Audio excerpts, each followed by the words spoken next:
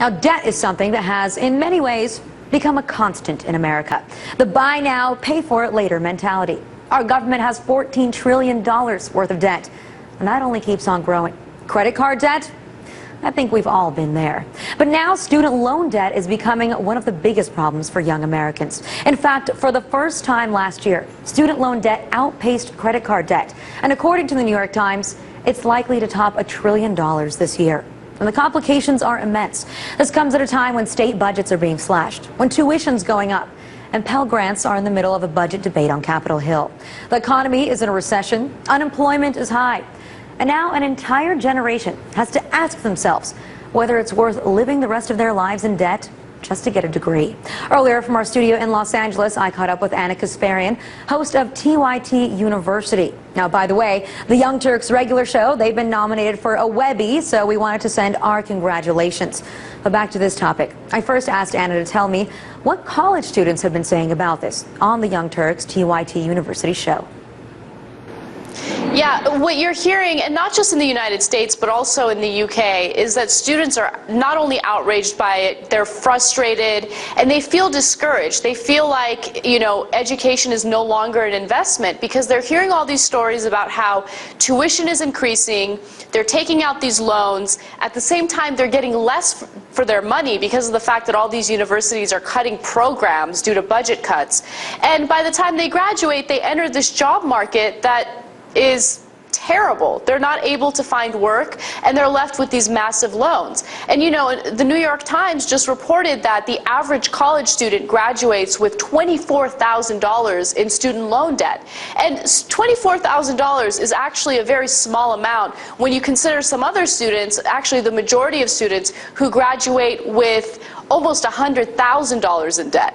So a lot of students are now saying that they don't even want to think about getting a graduate degree because they have so much debt by the time they get their undergraduate that they don't feel like it's an investment they're willing to make. They don't feel like it's worth it. It's very depressing, too. One of the statistics that the New York Times noted, or not statistics, but just piece of information, is that a lot of these people are still going to be paying off their own student loans when they're ready to send their own kids off to college. So it's something that's going to keep lasting. That's so depressing, but it becomes this double-edged sword. As you mentioned, it becomes so expensive that people start questioning whether, it's even worth it to be in debt for the rest of your life just to get this degree.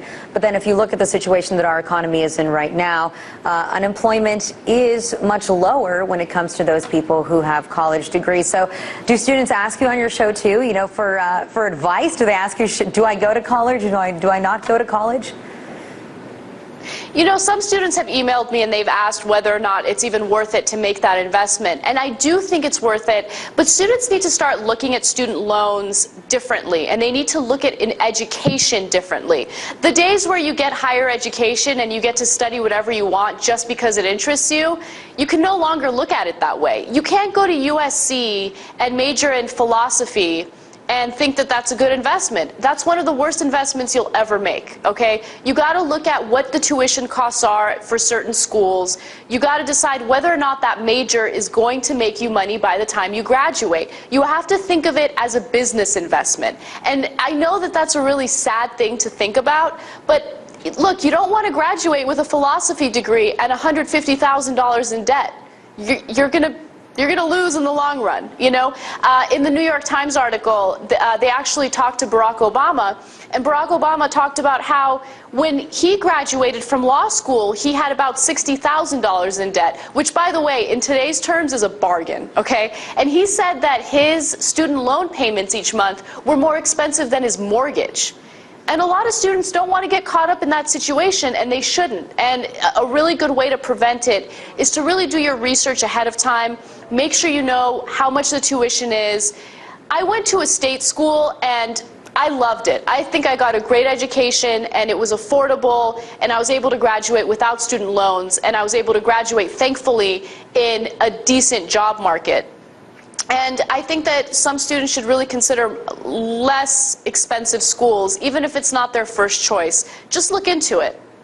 Yeah, well, I'm with you on that one, too. I'm also from California, and I think that we're lucky in that sense, too, in California, and that we have good public state schools. I think the UC system is great, of which, I was a part of, too. But it's really sad, right, that you can't go to college and study philosophy and mess around and do what you want and use those years to find yourself and just think anymore.